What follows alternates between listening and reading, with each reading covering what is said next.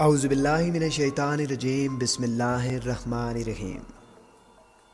میں ہوں نفیس ہاشمی اور آپ دیکھ رہے ہیں انجانی دنیا۔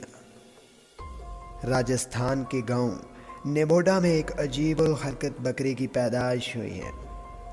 بکرے کا چہرہ قدرے گول ہے اور آنکھیں بھی دائیں اور بائیں جانب ہونے کے بجائے انسانوں کی طرح ماتھے کے نیچے ہیں۔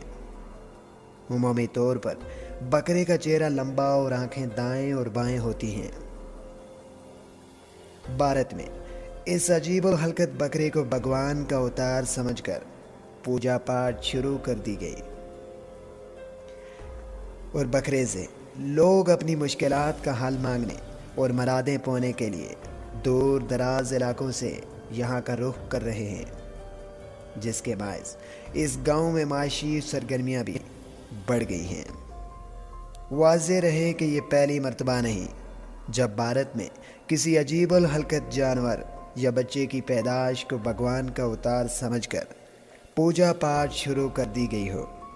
گزشتہ برس بھی مغربی بنگال میں ایک عجیب الحرکت بچڑے کی پیدائش ہوئی تھی، جس کی پوجا بھی کی گئی تھی۔